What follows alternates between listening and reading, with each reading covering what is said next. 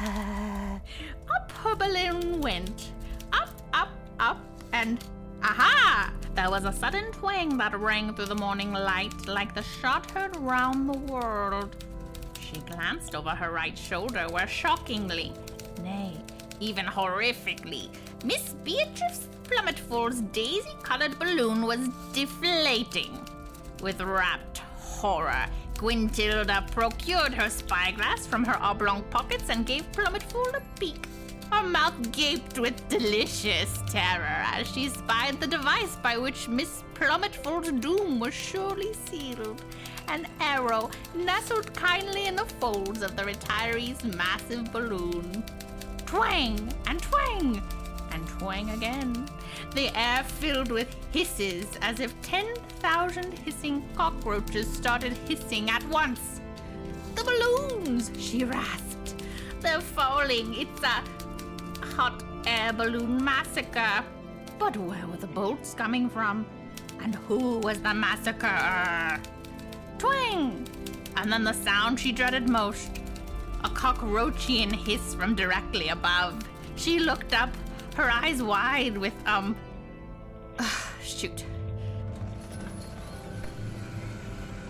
For the umpteenth time, Steve, I need the still beating hearts of orphans, not the still beating hearts of children in the foster care system. That completely Hey, what are you doing at my typewriter? Well, it seems you'll find yourself in my dungeon. This is my dungeon. My dungeon. Mine! You're my prisoner who... You're probably wondering how you can escape. It's easy. Read one of my evil stories. Yeah! I'm the one with evil stories, not you. You're a comedian, for God's sakes. But it is somewhat fortuitous you're here. I've got a new story I'm just dying to hear. Read it, and I might allow you to write one of your very own. Neato. An evil writer would never say neato. Let me pull up my evil chair. Don't be surprised if this story tickles your horror bone, for we all know about final girls.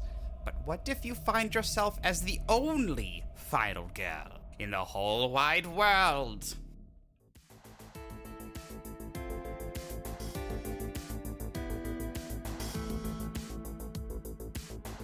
Only girl. Samantha's 1992 Mitsubishi was the color of a rusted penny, with the roar of a sickly lion. It had left her abandoned in many inconvenient places over the years. And as she sputtered onto the long, empty, rural dirt road surrounded by overgrown corn stalks, she prayed it wouldn't strand her here. Her hopes were dashed as her car clambered to a stop. Samantha sighed as she got out. A giant piece of rust, shaped like the Titanic, fell from the door as she slammed it shut. It was hot out here. All she could hear were cicadas. Her white sneakers became instantly dirty as she stepped onto the gravel road that hadn't seen tire tracks in what looked like a millennia. Samantha was wearing her best crop top and jean shorts combo, complete with a sparkly belt. She was on her way to visit her boyfriend, Tony, at college. But she wouldn't be seeing him tonight after all, not if she couldn't get her car started again. Smoke rose from the Mitsubishi's hood like raisins rising to the surface of a rum glass. Samantha opened the hood and a hot cloud of smoke fluffed into her eyes, blinding her. The Mitsubishi had never before looked this bad. Samantha tried her phone, lifting it to the sky, but no bars lit up the screen. "Great," she groaned, looking up at the quickly dipping sun. She wouldn't have much time before it was dark, and she had no idea where she was. Her GPS had gone out a ways back. She hadn't passed anyone else in what seemed like ages, and now she heard no cars, no music, nor any signs of life at all, except for the cicadas, which weren't known for their human assisting skills. She tried starting the car once more, but it didn't so much as sputter. If she wanted to get off this road before night fell, she had to start walking. Samantha grabbed her purse, which was shaped like a candied apple, and started walking down the side of the road, all the while checking her phone to see if any bars would show themselves. They never did. So Samantha walked along the dusty road, looking for somewhere she could call for help. Samantha had walked for nearly an hour. The sun was now kissing the treetops. After miles of trees and nothingness, she came to an old decrepit house. It was 3 stories tall and as old as a first-run Edgar Allan Poe poem, with wooden siding falling off in strips and boarded-up windows. There was a little old pickup truck in the driveway. A shiver twisted down Samantha's spine like a rhythmic gymnast's ribbon. She looked around, squinting up the road to see if there was another option, but as far as she could see, this was it. And if this person had a truck, they might also have a phone. She took a deep breath and walked slowly up the weed-covered path to the front door. "Hello?" she asked. "Is anybody home?" She stood on her tiptoes, trying to see through the small, dirty, stained glass window in the door, but she couldn't see anything. It was dark inside, save for a dull lamp casting pockmarks on the wall. "Do you have a phone I could use?" Samantha asked, stepping ever so closer to the door. Normally she wouldn't do this. Samantha's parents had taught her to never go to strangers' homes alone, and she considered herself a young woman of higher intelligence, but she had no other choice. Suddenly, the door creaked open. Samantha jumped back with a gasp. She wanted to run.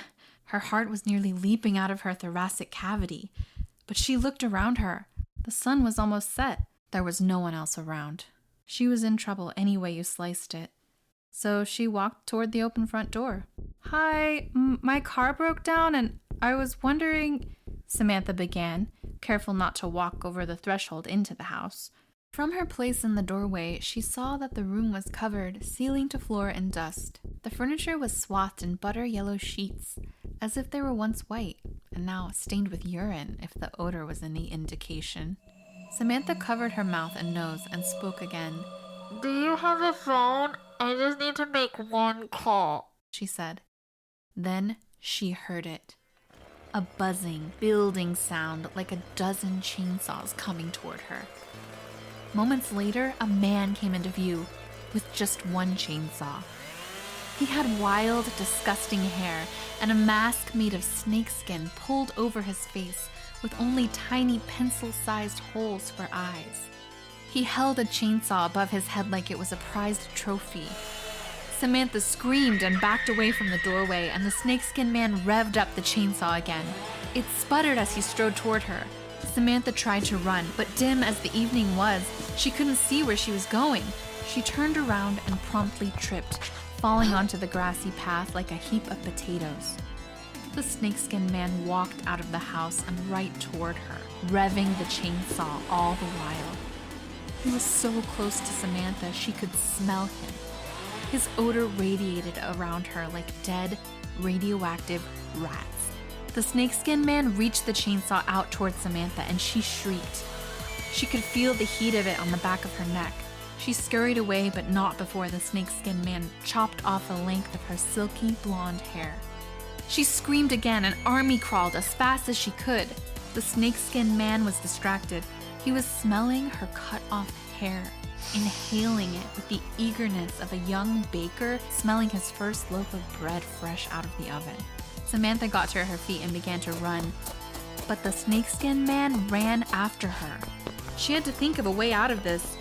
She didn't know where this rural dirt road would lead her, but she had to get away from this place, from this monster. She got into the road, and the snakeskin man revved his chainsaw, stalking her. She had to distract him. Thinking fast, Samantha threw her candy apple purse in the air and straight at the snakeskin man. In the darkening night, and through the pinhole eye pricks, he couldn't see what was coming at him. He caught the purse on the blade of the chainsaw and sliced the pleather apple right in half. He stared at it, confused. Samantha ran into the woods, into the thick cover of trees, and she didn't stop until she was far, far away. The evergreen forest brought Samantha to an old summer camp, which looked markedly abandoned. She had run for miles. It was pitch dark now, darker than a blackberry in a closed refrigerator. She didn't hear the snakeskin man or his chainsaw behind her, so she took a second to squat at the tree line and breathe. She hadn't told anyone where she was going. Her trip to Tony's dormitory was going to be a surprise. She and her roommate didn't get along well, and Her roommate was gone most nights partying with the local Canadian frat guy in Ports anyway. She probably wouldn't even notice Samantha had never come home. And Samantha's parents had never approved of her relationship with Tony, so she never told them when she was visiting him. How will anyone find me out here? Samantha wondered aloud, but just slightly so, under her breath, so no one would hear. All she needed was a phone, and she could have Tony come pick her up. But she'd nearly been chopped into pieces the last time she tried to find access to a phone, so she had to be careful. Once she could breathe again, she wiped the thickets of pine needles from her clothes, and the layers of sweat from her forehead, and the streaks of dripping black mascara lines from her cheeks, and she walked forward into the summer camp. She got barely 4 steps when she heard the unmistakable sound of a weed whacker.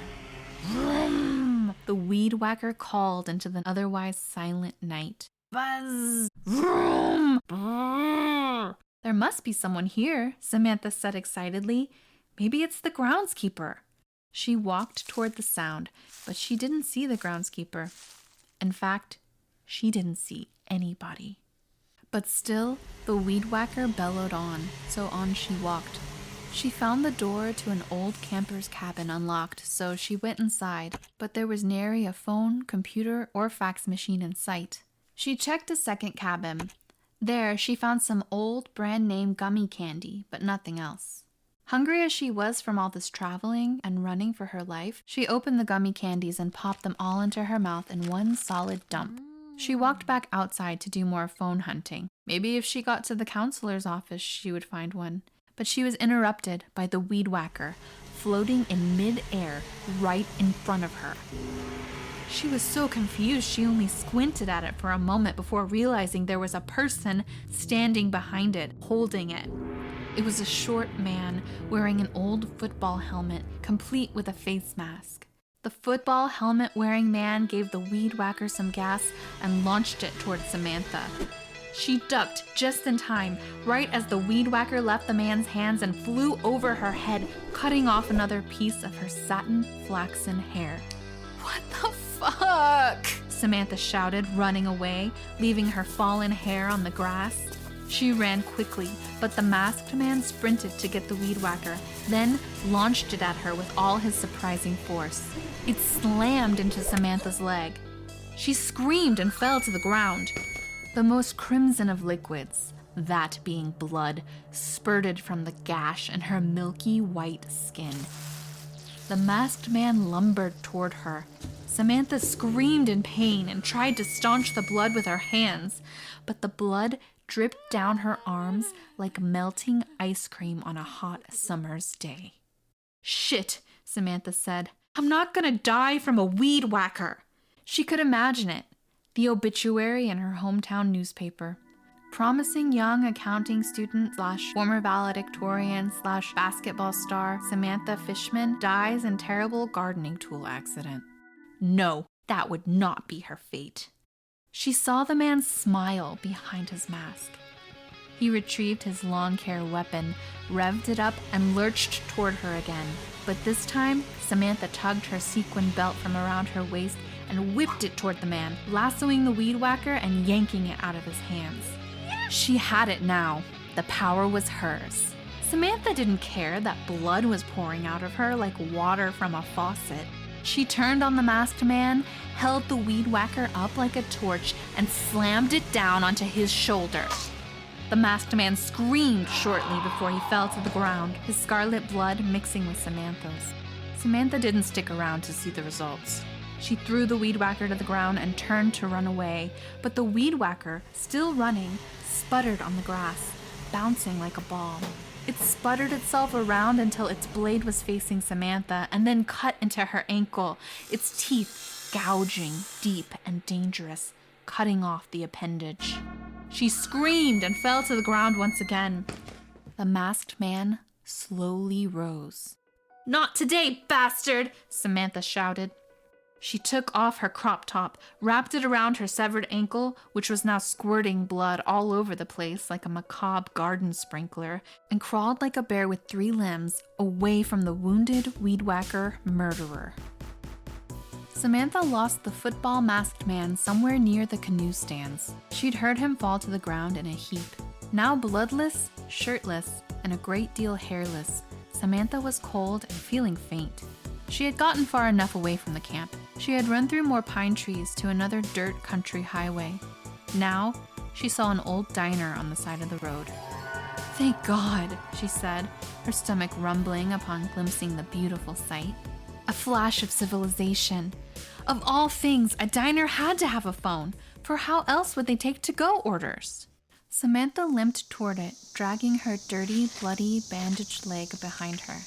She didn't know it, as she didn't have a mirror, but Samantha was a terrifying sight to behold. She looked like she'd gotten into a fight with multiple serial killers and lived to tell about it, which, of course, she had. She crossed the empty rural road, leaving a trail of blood behind her. The cicadas stopped chirping. Nearby, deer stopped to stare, but Samantha paid them no heed. She needed food. She needed a phone. She only wanted to get out of this godforsaken place and back home. Or maybe to a hospital, she grumbled, the pain in her twice-sliced leg rearing its ugly head. The diner was empty. Not a car in the driveway, not a person in sight. "Please don't be closed," she whispered over and over like a prayer. But as she got closer, she saw that the lights were on and the place smelled like pancakes, so she figured it was still operational. A bell above the door jingled as she entered. "Hello," she began. "I'm looking for a phone and some food." "Ah!" she gasped as a terrible pain sliced through her abdomen. She looked down to find a metal chef's spatula stuck straight through her, from her back to her front. "What the fuck?" she shouted. She seemed to be shouting those 3 words too often today. She staggered away from the door and turned around to see who had stabbed her. It was a towering man in a clown mask, and he was smelling a chunk of her blonde hair she hadn't even felt him rip off. How had she not seen him when she'd come inside? "You stabbed me, you dick!" she shouted, staring down at the spatula in her stomach, in shock. The clown just stared at her with a terrifying, waxy smile. "Is every man around here a murderer?" she shouted. Adrenaline had kept her conscious, kept her on her foot, kept her alive. But now it evaporated and she slumped into a booth, blood tracking down the table like a chalk line.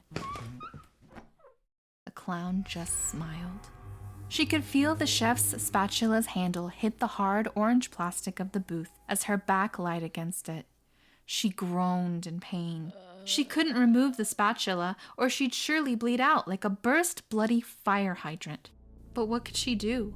What choice did she have? She looked around for any kind of weapon, and on the table saw 2 laminated menus and 2 sets of rolled silverware. The clown walked toward her.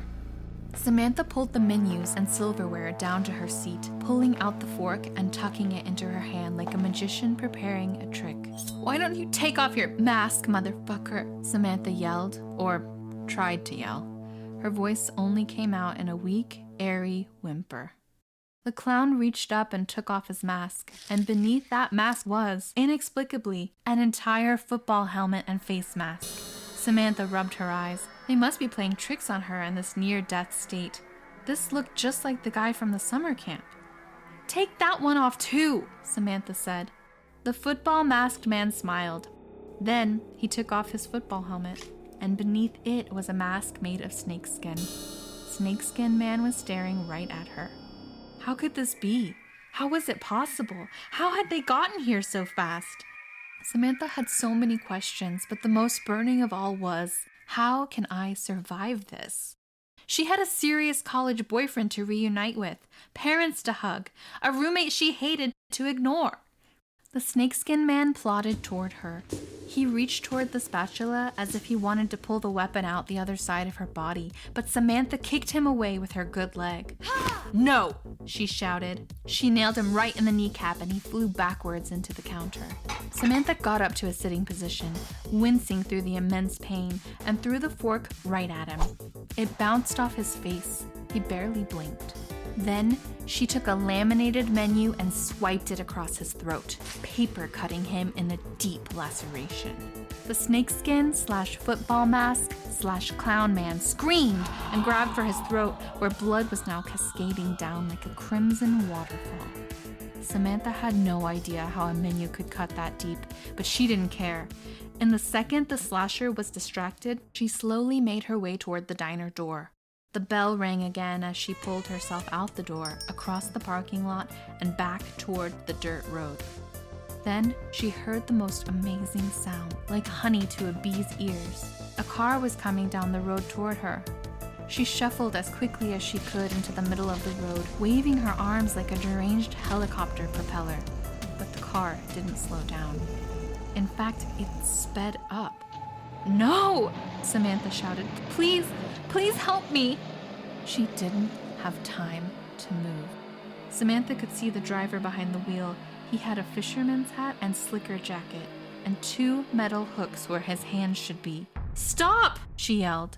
But her yells were cut off as the car slammed into her, pushing her and her stomach spatula into the ground. The car sped off, leaving Samantha on the deserted dirt road, bloody, broken, and most assuredly dead. Samantha awoke in the middle of the road. It was sunrise now. Red and blue blinked neatly across the early morning sky. The sight was so beautiful to behold, she thought she might be dead and in the afterlife. But then she realized it wasn't the sky. It was police lights. She tried to get to her feet. More people meant more problems, but someone rushed over to her. "Whoa, whoa, whoa, young lady, be careful," an officer of the law said. He had a bushy mustache and aviators on, even though the sun was barely up. He tried to stop Samantha, but she pushed far away from him. "No, get away from me," she shouted. "Calm down, sweetheart," said the officer of the law. "I found you here bloody and broken. You need an ambulance, and lucky for you, it's on its way." "Take off your mask," Samantha shouted. She was frantic. She knew this had to be the slasher again, the one who had tried to kill her thrice. No, 4 times now. But the officer of the law just laughed. "I'm not wearing a mask," he said. "Take it off!" Samantha screamed again. She lunged toward him like a rabid iguana and dug her nails into the side of his face, between the jawline and neck. The officer's face went slack with shock as she tried to pull, but it was just skin. Samantha could see that now. "I'm sorry," she said quietly, thinking about how her small-town newspaper might now add "cop harasser" to her obituary. "It's all right, honey. You've been through a lot," the officer of the law said. "But here comes safety." The ambulance sped toward them, lights and sirens glaring and blaring through the morning air. 3 EMTs got out and picked Samantha up. She was still frightened. She shouted at them, thrashing all the while. "She's in shock," one EMT said. They put her in the back of the ambulance and draped a blanket over her shoulders. As they began patching and wiping and sewing, an old male EMT looked her straight in the eyes. His name tag read Jessup. "You're the only girl to survive," Jessup said. "The only girl." What is this place?" Samantha asked, horrified, realizing it wasn't just a crazy night. These deadly men weren't just out to get her. They must have been out to get every girl. But Jessup the EMT said no more. "Breathe," another EMT said, throwing an oxygen mask over Samantha's face. She tried to breathe in the fresh oxygen as she looked out into the woods. She thought of Tony and how he smelled like cedar and axe. Of the Canadian frat bros her roommate sometimes brought home, who always saved some fresh maple syrup for Samantha. There were good things in life, good things to come. But her eyes started to glaze over. The trees blurred, and suddenly they all had weapons. The treetops were masks, clown, football, snakeskin, fisherman. The branches were hook, spatula, chainsaw, and weed whacker. The EMTs closed the ambulance door, trapping Samantha inside. As the ambulance drove away, Samantha looked out the back window, the small reflective square framing a sign, "Now leaving Slasher Springs." Despite the oxygen, Samantha felt lightheaded. Slasher Springs. This place was designed for her, a young woman alone with a broken-down car. She wondered how they had lured her here. How many before her had lost their lives to spatulas, chainsaws, weed whackers, unwieldy male drivers, and how many other monsters who were lurking in these springs.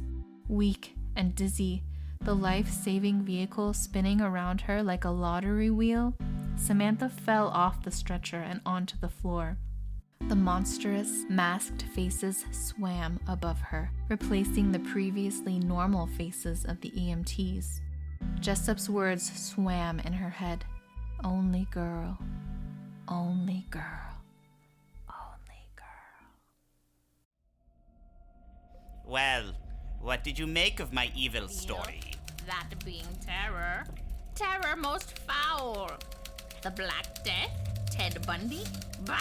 Child's play compared to the absolute horror that now coursed through her womanly veins like sea vikings set off Horror to raid madness. the supple coasts of old England. But something reared before her, huge and the color of the most crimson. Sad, liquid, isn't it, Steve? That being blood. An evil balloon that wouldn't be out of I've place seen in it a before nightmare once born at a from the horror mind con of in one Miami. Stephen King. And there in a basket, drenched with blood, stood the killer, a hulking freak of Best leave nature her and a be. name-brand children's There's nothing cartoon anyone can character do man, for her now. holding a crossbow Perhaps covered in spikes she'll and wear viscera. herself out.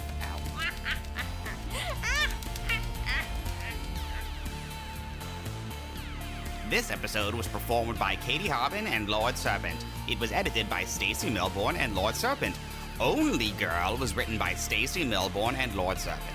It was produced by Stacey Milbourne, Michael Morgan, Charles Brock, and Lord Serpent. Michael Morgan and Lord Serpent were the audio engineers. The music was composed by Charles Brock and Lord Serpent. Terror in next week for even more tunes of horrific horror. Be sure to follow me on Instagram at Lord Serpent's Library and check out my homepage at rss.com/podcasts/Lord Serpent's Library.